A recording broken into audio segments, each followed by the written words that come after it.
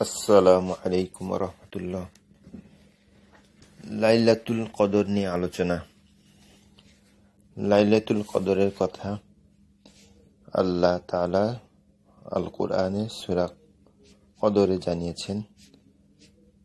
আউযু বিল্লাহি মিনাশ শাইতানির রাজীম। বিসমিল্লাহির রহমানির রহিম।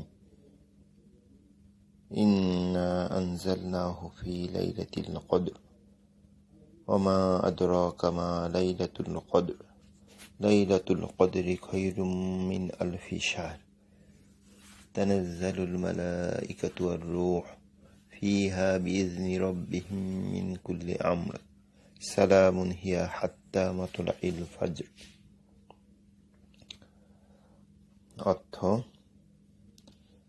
আমি একে নাজিল করেছি শবে কদরে, অর্থাৎ আল কোরআনকে শবে কদরে নাজিল করা হয়েছে।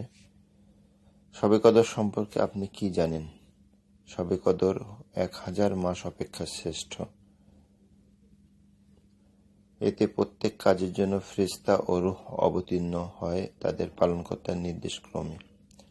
এটা নিরাপত্তা যা ফজরের উদয় পর্যন্ত অব্যাহত থাকে। সহিহ বুখারীতে লাইলাতুল কদরের হাদিস রয়েছে। নবী সাল্লাল্লাহু আলাইহি ওয়াসাল্লাম বলেছেন, যে ব্যক্তি রমজানে ঈমানের সাথে ও সওয়াব লাভের আশায় সাওম পালন করে, অর্থাৎ রোজা রাখে, তার পূর্ববর্তী গুনাহসমূহ মাফ করে দেওয়া হয়। এবং যে ব্যক্তি ঈমানের সাথে সওয়াব লাভের আশায় লাইলাতুল কদরে রাতে জেগে দাঁড়িয়ে সালাত আদায় করে, তার পূর্ববর্তী গুনাহসমূহ মাফ করে দেওয়া হয়।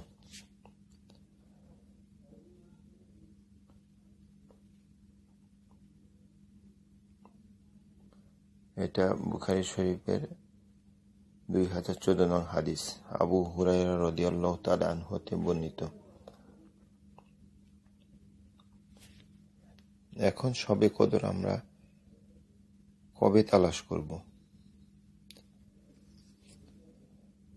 রমজান মাসের শেষ 10 রাতে তালাশ করতে বলা হয়েছে, আবার শেষ 7 রাতে তালাশ করতে বলা হয়েছে, শেষ 10 রাতের বেজর রাতে তালাশ করতে বলা হয়েছে। যে হাদিসটা পড়লাম সহিহ বুখারীর 2014 নম্বর হাদিস, তার পরের হাদিস সহিহ বুখারীর 2015 নম্বর হাদিস। এখানে নবী সাল্লাল্লাহু আলাইহি ওয়াসাল্লাম এর কতিপয় সাহাবীকে স্বপ্নের মাধ্যমে রমজানের শেষের 7 রাতে লাইলাতুল কদর দেখানো হয়। এ শুনে আল্লাহর রাসূল সাল্লাল্লাহু আলাইহি ওয়াসাল্লাম বলেন, আমাকেও তোমাদের স্বপ্নের অনুরূপ দেখানো হয়েছে। শেষ 7 দিনের ক্ষেত্রে মিলে গেছে। অতএব যে ব্যক্তি এর সন্ধান প্রত্যাশী, সে যেন শেষ 7 রাতে সন্ধান করে। হাদিসটি ইবনে উমর রাদিয়াল্লাহু তাআলা আনহু থেকে বর্ণিত। এর পরের হাদিস 2016 নম্বর হাদিস হযরত আবু সাঈদ রাদিয়াল্লাহু তাআলা আনহু থেকে বর্ণিত। তিনি বলেন, আমরা নবী সাল্লাল্লাহু আলাইহি সাল্লামের সঙ্গে রমাদানের মধ্যম দশকে ইতিকাফ করি। তিনি 20 তারিখ সকালে বের হয়ে আমাদেরকে সম্বোধন করে বললেন, আমাকে লাইলাতুল কদরের সঠিক তারিখ দেখানো হয়েছিল, পরে আমাকে তা ভুলিয়ে দেওয়া হয়েছে। তোমরা শেষ দশকের বেজর রাতে তা সন্ধান করো। আমি দেখতে পেয়েছি যে আমি ওই রাত্রে কাদা পানিতে সিজদা করছি। অতএব যে ব্যক্তি আল্লাহ রাসূল সাল্লাল্লাহু আলাইহি সাল্লামের সঙ্গে ইতিকাফ করেছে, সে যেন ফিরে আসে, মসজিদ হতে বের হয়ে না যায়। আমরা সকলে ফিরে আসলাম, অর্থাৎ থেকে গেলাম। আমরা সকালে হালকা মেঘখণ্ড দেখতে পাইনি। পরে মেঘ দেখা দিল ও এমন জোরে বৃষ্টি হলো যে খেজুরের শাখায় তৈরি মসজিদের ছাদ দিয়ে পানি ঝরতে লাগলো। সালাত শুরু করা হলে আমি আল্লাহ রাসূল সাল্লাল্লাহু আলাইহি সাল্লামকে কাদা পানিতে সিজদা করতে দেখলাম। পরে তার কপালে আমি কাদার চিহ্ন দেখতে পাই।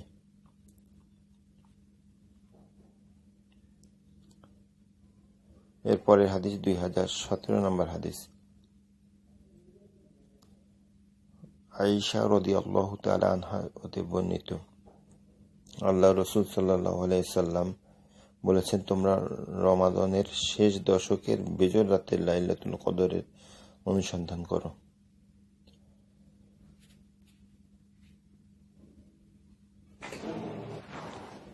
আবু সাঈদ খুদরি রাদিয়াল্লাহু তাআলা আনহু থেকে বর্ণিত, তিনি বলেন, আল্লাহ রাসূল সাল্লাল্লাহু আলাইহি ওয়াসাল্লাম রমজান মাসের দশকে ইতিকাফ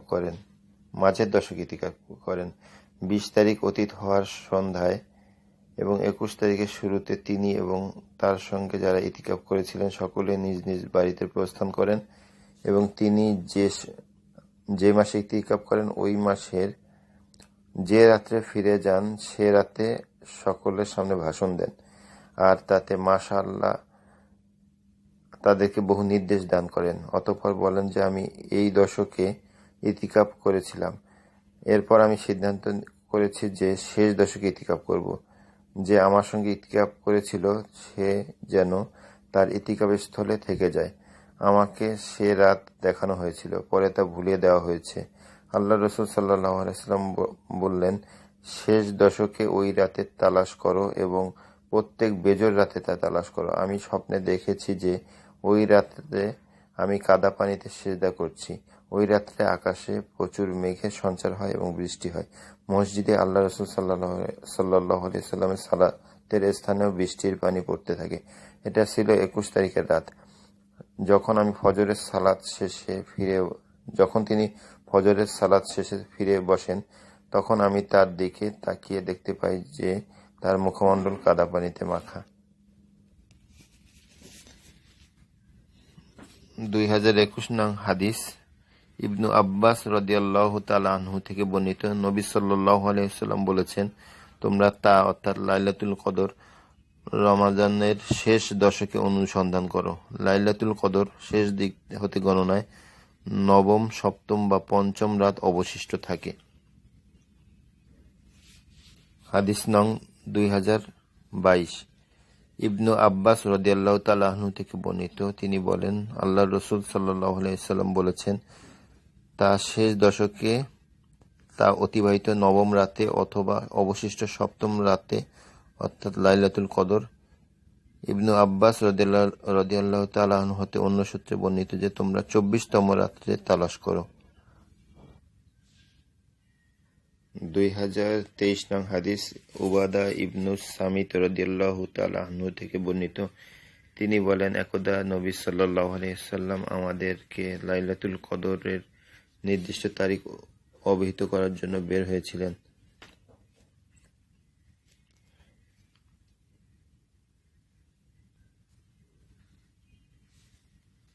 তখন দুজন মুসলমান ঝগড়া করছিল। তা দেখে তিনি বললেন, আমি তোমাদেরকে লাইলাতুল কদরের সংবাদ দেবার জন্য বের হয়েছিলাম। তখন অমুক অমুক ঝগড়া করছিল, ফলে তার নির্দিষ্ট তারিখের পরিচয় হারিয়ে যায়। সম্ভবত এর মধ্যে তোমাদের জন্য কল্যাণ নিহিত রয়েছে। তোমরা নবম, সপ্তম ও পঞ্চম রাতে তা তালাশ করো। 2024 নং হাদিস আয়েশা রাদিয়াল্লাহু তাআলা আনহা থেকে বর্ণিত, তিনি বলেন, যখন রমাদানের শেষ দশক আসত তখন নবী সাল্লাল্লাহু আলাইহি ওয়াসাল্লাম তার লুঙ্গি কুশি নিতেন এবং রাত জেগে থাকতেন ও পরিবার পরিজনকে জাগিয়ে দিতেন। তাই 27শে রমাদান রাত্রে একদিন শবে কদর আমরা পালন না করে শেষ 10 রাত্রের মধ্যে আমরা যে কদিন পারি শবে কদর পালন করার চেষ্টা করব। শবে কদরের নির্দিষ্ট নামাজ নাই। আমরা এ রাত্রে মাগরিবের নামাজ, এশার নামাজ, তারাবির নামাজ, তাহাজ্জুদ নামাজ এগুলোর পাশাপাশি পূর্বের ফরজের কাজা নামাজ পড়তে পারি। এছাড়া নফল নামাজ 2 রাকাত করে যে কোনো সূরা দিয়ে আদায় করতে পারি। এ রাত্রে গুনাহ মাফের জন্য আল্লাহ তাআলার দরবারে বেশি বেশি কান্নাকাটি করা উচিত। একটা দোয়া আছে, আল্লাহুম্মা ইন্নাকা আফুউন তুহিব্বুল আফওয়া ফা'ফু আন্নি। এই দোয়াটা বেশি বেশি পড়া উচিত। এছাড়া যে কোনো নেক মাকসুদ হাসিলের নিয়তে আল্লাহর দরবারে বেশি বেশি মোনাজাত করা উচিত। আল্লাহ তাআলা আমাদেরকে শবে কদর সঠিকভাবে পালন করার তৌফিক দান করুন। আমিন। ভিডিওটি ভালো লাগলে লাইক দিবেন, শেয়ার করবেন আর কমেন্ট করে জানাবেন। আর যারা এখনও চ্যানেলটি সাবস্ক্রাইব করেননি তারা এখনই চ্যানেলটি সাবস্ক্রাইব করে বেল আইকনে প্রেস করে রাখবেন। সবাইকে অনেক অনেক শুভেচ্ছা। সবাই ভালো থাকবেন। আসসালামু আলাইকুম।